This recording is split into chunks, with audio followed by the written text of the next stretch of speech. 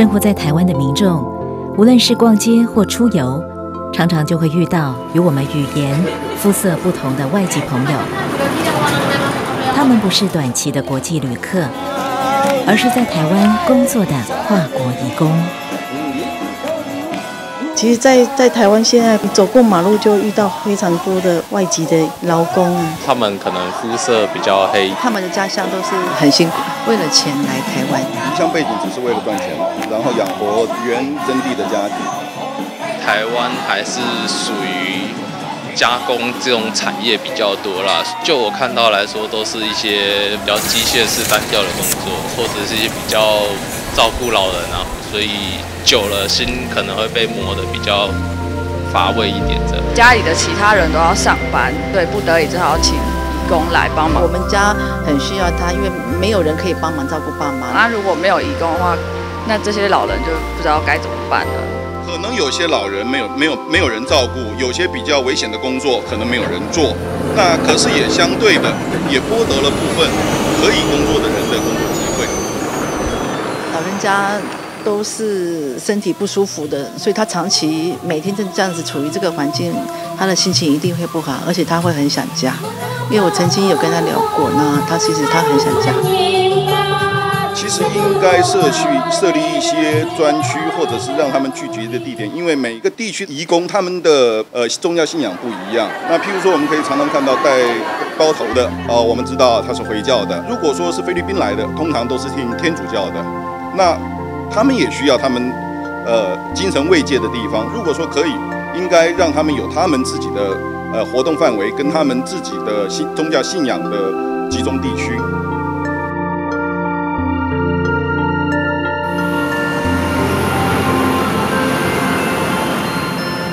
或许善良热情的台湾人早已接受并尊重来自新进国家的白领移工，但对蓝领的移工却又常带着不公平的心态。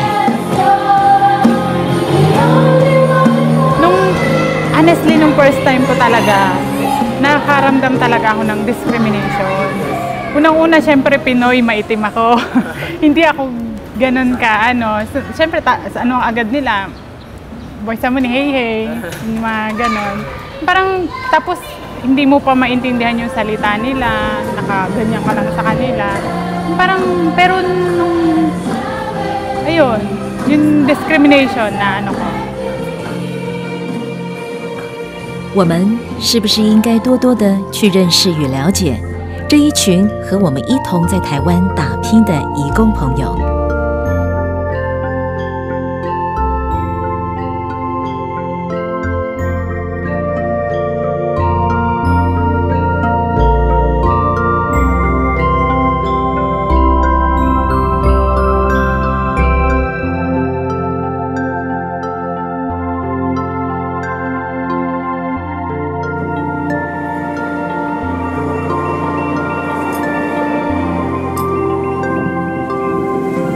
位于台湾南部的高雄市，吸引了许多移工来投入各种生产制造与城市建设工程。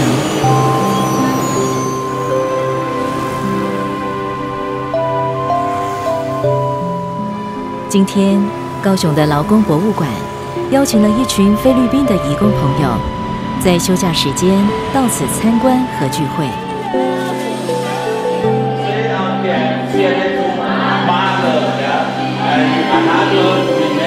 其实，高雄就是台湾很典型的宜居城市，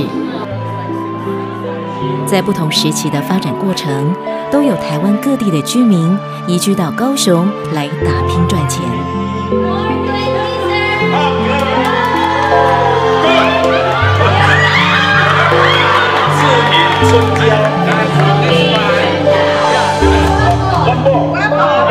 刚刚我们在这个劳工博物馆的常设展的介绍当中，有介绍高雄市的城市发展的历史。那其实高雄市是靠移民工来建设，那有许多的移民工来到高雄来。在最近10多年来，我们靠我们东南亚的移民工的帮忙，一起来推动我们城市的建设。For last decade, you migrants out there from Southeast Asia, 非常感谢大家。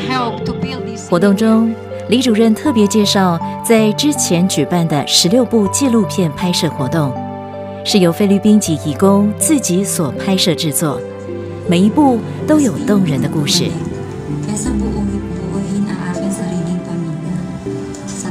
其中第一个主题是一个人的冒险旅程，共有7个作品。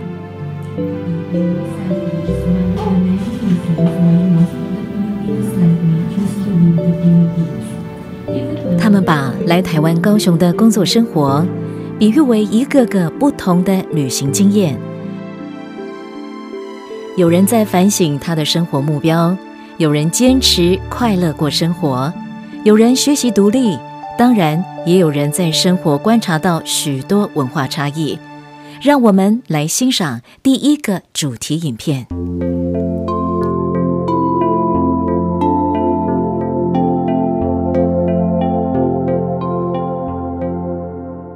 Ako si Jocelyn. I am originally from the high mountains of Bontoc Mountain Province of the Philippines. I came from a farmer's family. But they have done their best to send us all to finish school. I call them the best parents in the world.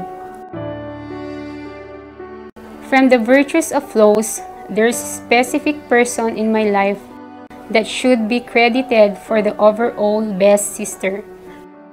Our eldest sister, who did all the best she could to bring me where I am now. My sister had the greatest influence on my life decisions because I analyzed the hardships and sacrifices that she has gone through in order for me to have a better life. I wish I could turn back the time, but I will always cherish the time, the laughter, and the sadness we shared together with my sister. She became my first inspiration to make a change and live the life that God wants me to be. Who says that a young woman came from a mountain can make it in the real world.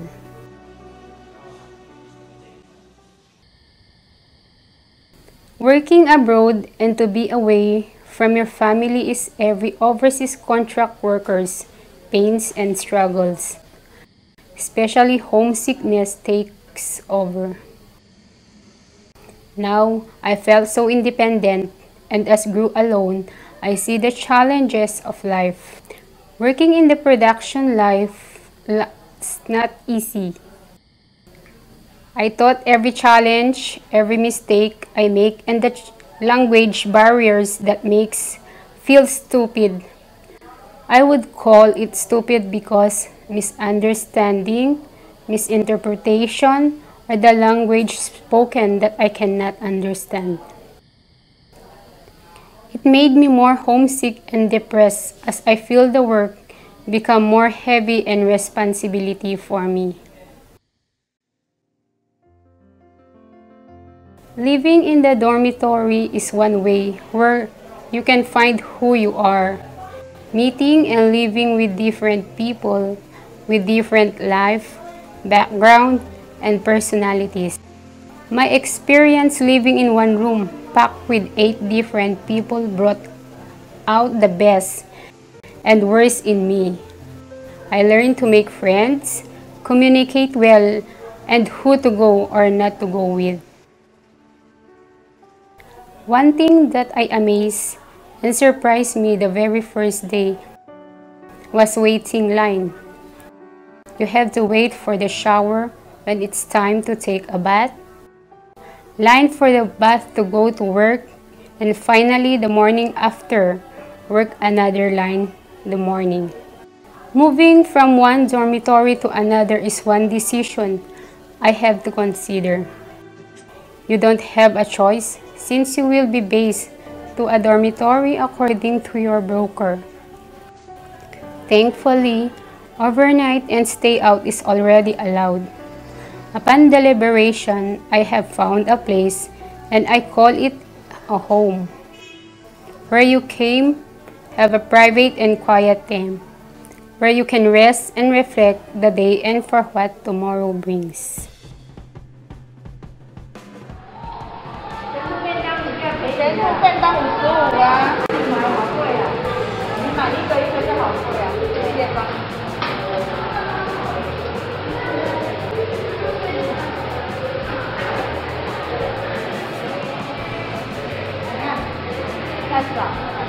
个。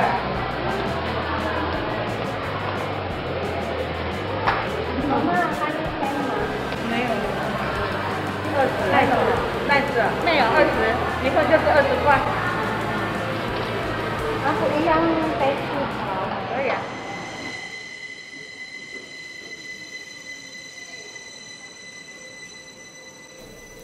It's an everyday routine that you have to make it on time. But now, I finally have a place where I do things at my own pace. No lines, no angry mama pentang. I have now a peaceful and quiet place. I would like also to give my deepest thanks to Pastor Chris and Pastora Tessa and whole family of the church. Without them, I will be wandering in the desert. They played a role in my spiritual marker in my life. There's endless love and helping hands that touch and change countless lives.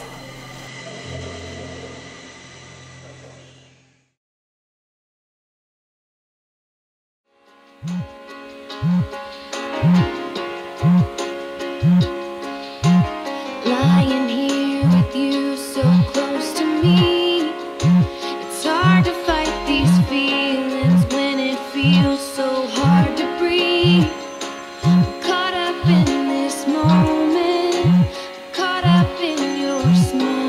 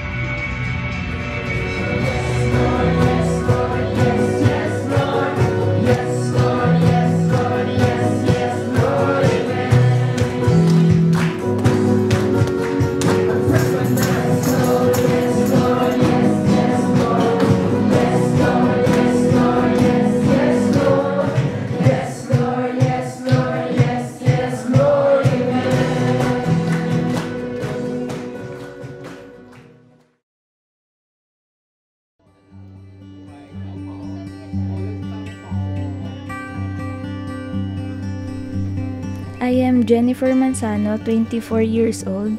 I am from the Philippines. I am working here at Taiwan to support the needs of my family and save for myself for the future.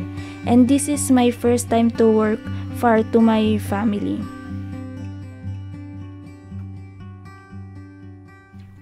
It's been 2 years that I am working here at Taiwan. For me, it's make me disappointing because before I go here, I am imagining that the place is good and comfortable where I am living. It's hard for me to adjust from the time that I am working and the place where I am living. It feels me exhausted because from my dorm, of the hallways, it's too narrow, and if you thinking that if ever they have emergency, we can't go out easily. And in my room, it feels me disaster. Our room is small and we are 7 people and they have no windows, so we need aircon every summer. We don't have enough space for our things. Like me, all my things is on my bed. I do all things on my bed like eating and I dress up here. And I can't move comfortable because in our room, we are different shift, second shift and third shift. You need to be slow on your movement so that they can awake and you can turn the light of your room longer because they get mad at you. So for the time of sleeping, it is hard to adjust because if they are awake, that is the time that I'm already sleeping. But I will awake because of their noise. I don't have choice but wait them to finish and go to work. And after that, I will go back to sleep again. I can't imagine that I can pay much money here for my dorm. Yet I am not satisfied where I am living. Because of this, sometimes we have a struggle how to budget my money and sometimes I get short. If I am just thinking for myself, I cannot stay here longer. But because of my family, I don't have choice.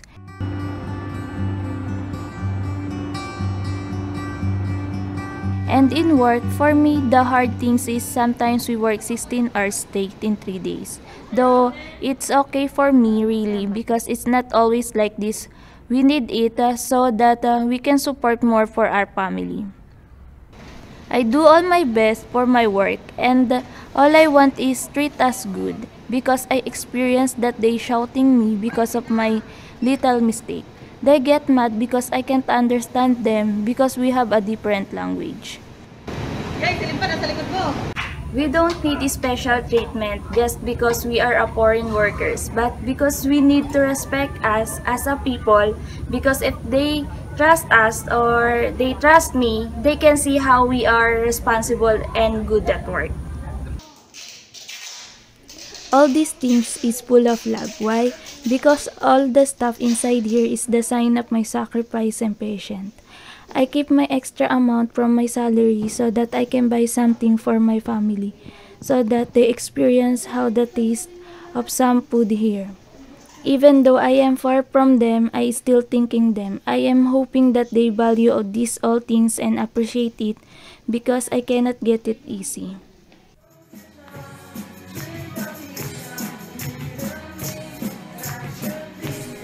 Praise Him with tambourine and dance. Praise Him with strings and pipe. Psalm 150 verse 4. I am tired, yes, I am stressed, super. But all things become clear when I give my talent to our Lord, because it gives me strength and hope.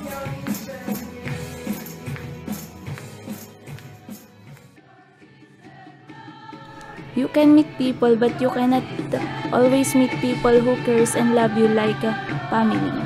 That's why I am blessed to have them. It makes me comfortable and not feel lonely because without them, maybe I cannot survive to stay here. They always encourage me to make happy and to face all the problems.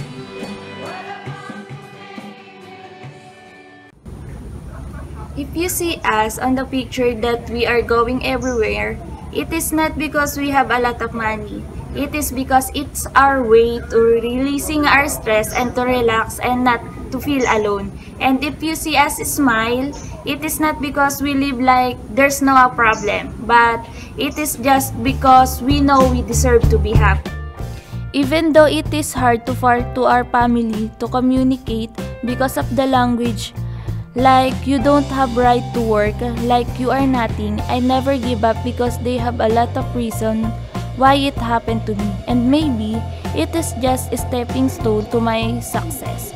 It is not a matter of who you are, what your position, knowledge, and experience. It is a matter of love, acceptance, and patience.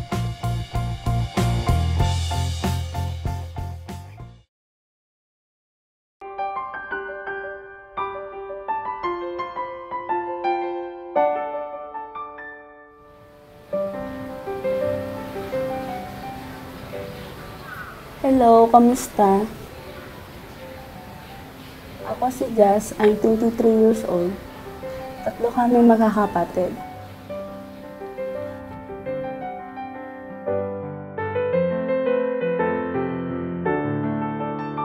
The main source of income of my parents is farming and kainin. I grew up very close to my family. Sabay-sabay kami kumakain, bedtime stories, and always makes fun. Pagkatapos ko mag-college, madaming questions na pumapasok sa isip ko. Kung magtatrabaho na ba ako, o sa bahay na muna ako pansamantala.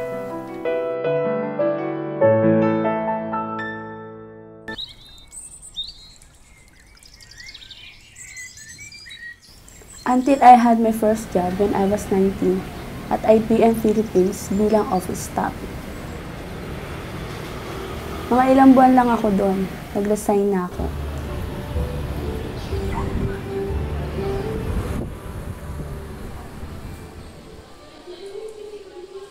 Three of my friends already work here in Asia, Taiwan. So, there are the reason that's why I was tempted to apply abroad. Naisip ko na, why should I not try to apply? Noong una, kinakabahan talaga ako.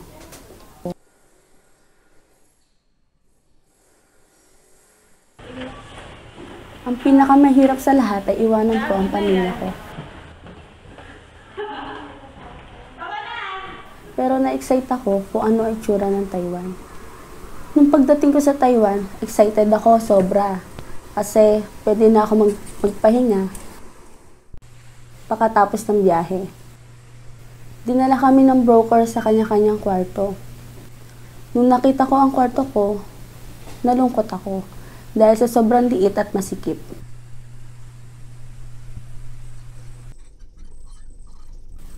So at the end of the day, I always ask myself, why I applied here? Ano ba ang ginagawa ko dito?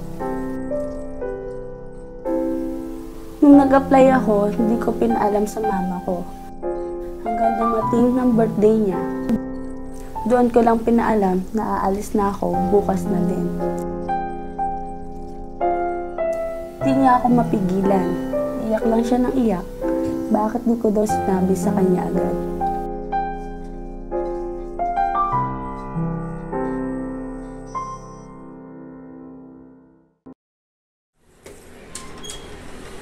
Nung nagkasakit ang nanay ko, nalungkot talaga ako. Gusto ko umuwi, pero hindi pwede. But at the same time, I have noticed myself change. I had become financially independent. Kasi nakakatulong na ako sa pamilya ko. Dati, lagi pa akong humihingi sa kanila. Wala sa isip ko na mahirap palang kumita ng pera. Pero, ito yung nakasanayan ko dati. Ngayon, proud na proud ako sa sarili ko. Kasi, tumutulong ako sa pagpapagawa ng bahay. Nung nag-webcam kami, nakita ko matatapos na yung second floor. Kapante ako dahil nakakatulong ako. Before, I'm so used to asking everything from my parents. But now, I grow up. I started to think my future. I started to think of what kind of life I want to live on. Having a business or owning a house. Start to dream a lot. For me, this is a sign of maturity and being independent. It begins with making decisions and taking responsibility. Now, I'm alone and make decisions by my own.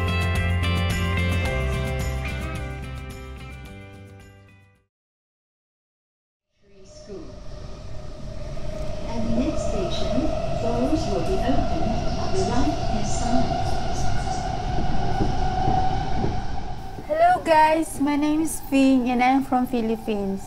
I'm currently working at ASE, Taiwan's biggest company producing icing. Right now, this is my second contract working here. I enjoyed my life staying here, and there's a lot more to be discovered about the beauty of Taiwan.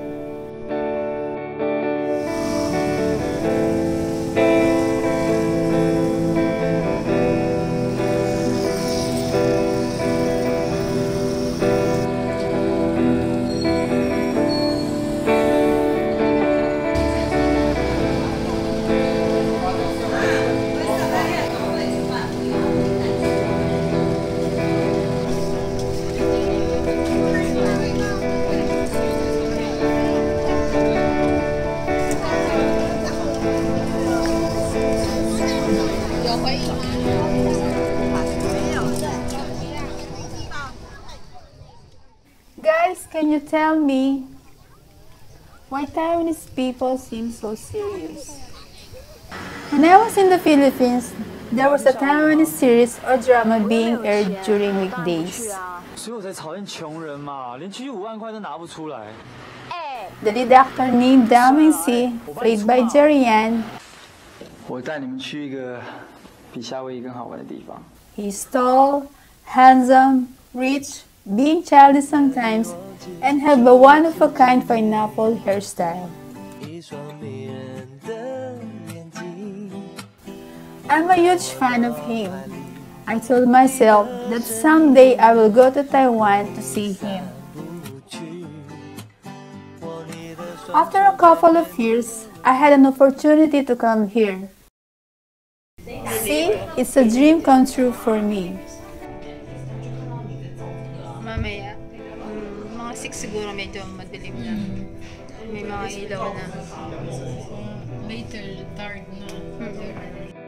Being a first-timer to work here, I've noticed some Taiwanese people seem so serious.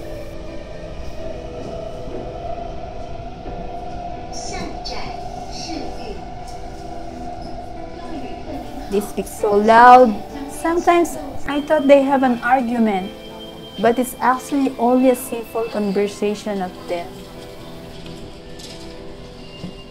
I discovered that Taiwanese loves to work. They can keep on working. Maybe they are preparing for a better future. So I will ask my Taiwanese friends that why you often so serious.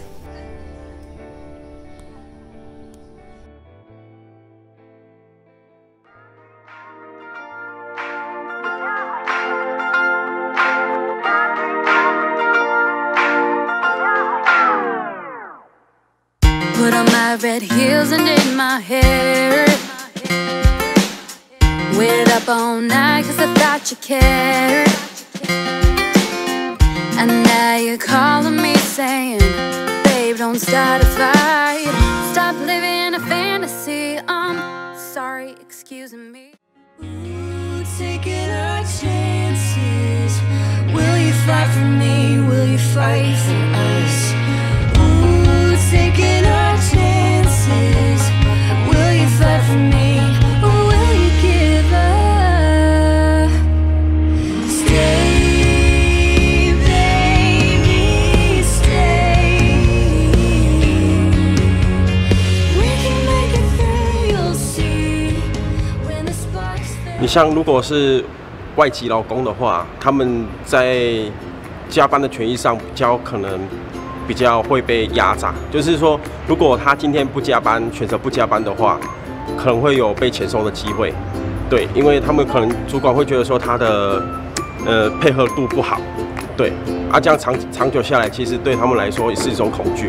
那你像我老婆是外配的话，她可能比较不会有这种压力，因为其实有台湾的老公在她后面撑腰，对，就是等于说她在这边外配的所有一切。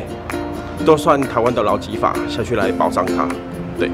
虽然外劳也有也是有劳基法，但是他们的就是还是会被压榨，因为他们毕竟还是外籍劳工。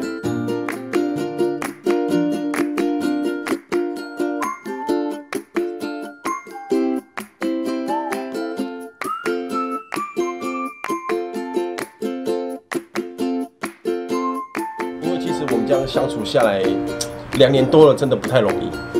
对，因为还是有一些语言障碍的隔阂。对，最重要的还是语言啊。我比较觉得比较幸运的是，因为我们有同一个信仰，就是在基督教里面，我们有同一个信仰，然后可以扶持说我们可以一起成长。虽然会有很多争吵没有错，但是毕竟这个信仰帮助我们了很多在生活上的一些状况。对，这样子，这是我目前生活到现在比较感谢的事。对对对。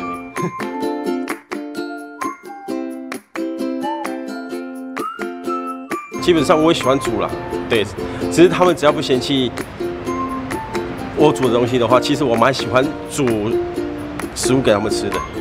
对，就是因为其实我本身就喜欢煮东西的，但是如果我真的没办法煮的话，我叫我老婆在帮忙旁边放调味料，就是她拿调味料给我，然后我会下去放那些调味料。对，就是我大概会煮几样啊。对对对，就有几样都比较熟。对啊，那是阿多波，对，那是他们的家常菜，那算家常菜。对，它的其实它就是很像台湾的卤肉，只是调味方式、烹调方式不一样而已。对，你像我们调味方式是葱姜蒜，然后一些八角、花椒啦，他们不是就是洋葱、蒜头、胡椒，就这样而已。对对对，比较不一样。对，他们会用特定他们自己菲律宾的酱油。对，如果用我们台湾做的酱油，可能味道就不太一样了。对，因为可能制作酱油的方式不一样，所以可能味道也不一样。对，所以他们如果你像他们在这边也有在那个什么菲律宾的店啊，他们的食物有些都很贵。对，因为可能酱料的关系，然后可能也是店面是租金的关系，所以可能都比较贵。也有便宜的。对对对，对吧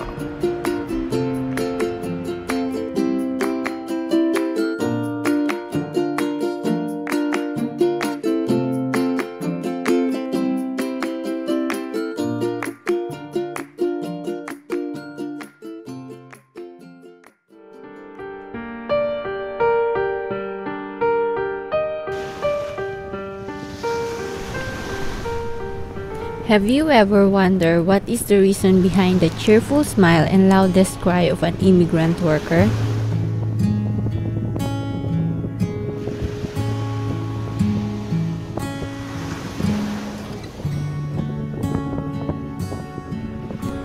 I'm Ivy, one of the many Filipino immigrant workers here in Taiwan. Lack of opportunity and low salary is one of the many reasons why most of the Filipinos like me choose to leave the Philippines. Even though it's hard to go abroad, I want to take a risk just to give better life to my family.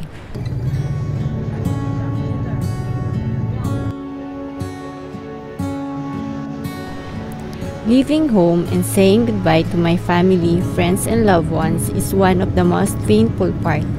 When I arrived in Taiwan, everything has changed. Not just the place, work, food, and language, but also my lifestyle. We work at night and sleep during the daytime.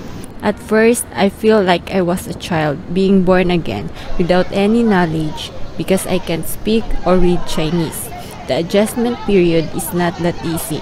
Life here is boring and very tiring. Christmas season is coming. I feel the emptiness in my heart because I don't have a family beside me. I really want to kiss them and hug them, but I can't because they are too far. This Christmas season, I'm not asking for any material things. I'm just asking for presence and love of my family. But then, I can't do anything about that. So I'll just pray for their health and their happiness.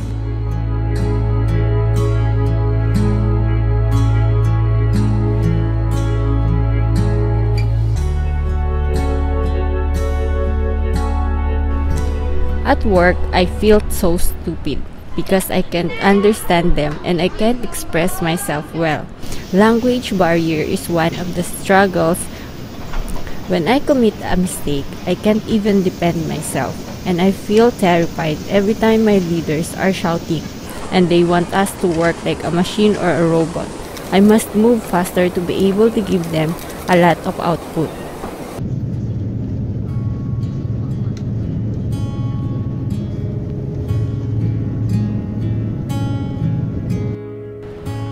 I remind myself to reduce the rush and take an extra time to get to know the real me. Slow down for a while, spend time with nature, watch the sunrise and savor all the majestic creation of God.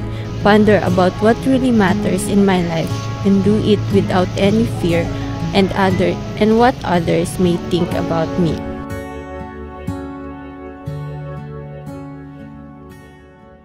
Many people ask me why I love to travel.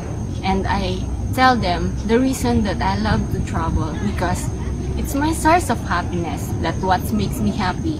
You, I will ask you, what makes you happy? What makes you smile? Because me, the reason that I'm smiling because I love to travel. I love to explore, learn something new. And then when I travel, I find a peace of mind. I learn something new, I discover something new, and you know what's the best part? I got a time to enjoy with my friends, enjoy with my workmate, with my churchmate, and I enjoy life.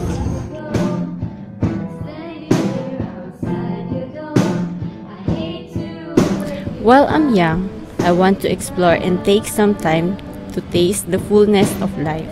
For me, that's the most worthy investment that nobody can steal from me. Memories, it's all about making unforgettable experience and taking the risk. I don't want to keep myself inside the box of my daily routine as an immigrant worker. If other people have an addiction on drugs, alcohol, or cigarettes, well, mine is troubling. It is my source of joy and inspiration. When I'm already old and weak, I want to sit at the balcony, remembering and sharing my stories of happy adventures to my grandchildren. Stories that are not just written on storybooks, but tangible treasures that are hidden in my heart.